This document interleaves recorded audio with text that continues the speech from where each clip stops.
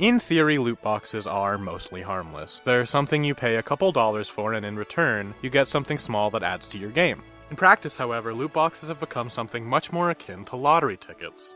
You pick some up, hope for a big prize, and in many cases, end up buying more when you don't win. It's a slippery slope for a lot of people and has caused very real damage to those who deal with gambling and addiction problems.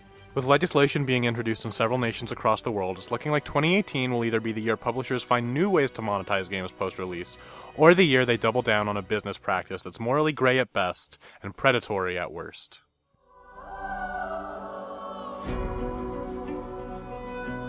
Despite being ambitious and intimidating and complicated, Divinity Original Sin 2 does one thing that, even in a year of expansive and immense video games, that no others did. Divinity Original Sin 2 rewarded me for constantly beating myself over the head with it. It's complicated, and yet deep, and yet whimsical, and yet funny, and yet wholly unique to any other game I played this year. Nier Automata's story works not only traditionally, not only allegorically, but also as one of the most effective and fascinating meta-narrative experiences in any form of media. Automata's writing proves why it needs to be a game.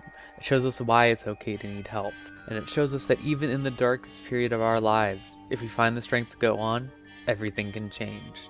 Video games will be better off if they're written even half as well as Nier Automata, because its is a story that is truly unforgettable.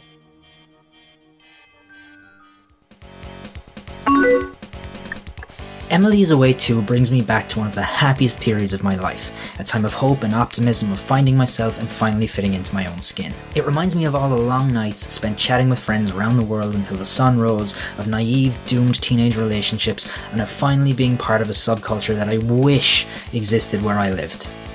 Emily is Away 2 hits me right in the heart, but it's more than just a cheap nostalgia ploy. It's a truly fantastic game in its own right. It makes me happy in a way that's hard to put into words, and it's helped me rekindle my fondness for a lot of things that I once felt pressured out of enjoying. I can't stop thinking about it, and that's why it's my game of the year.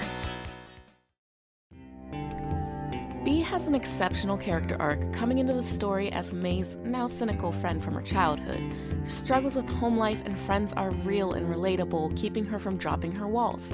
However, she occasionally shows sparks of positivity and change throughout the story, especially after overcoming a large emotional breakthrough after running away. This girl proves to be strong through and through.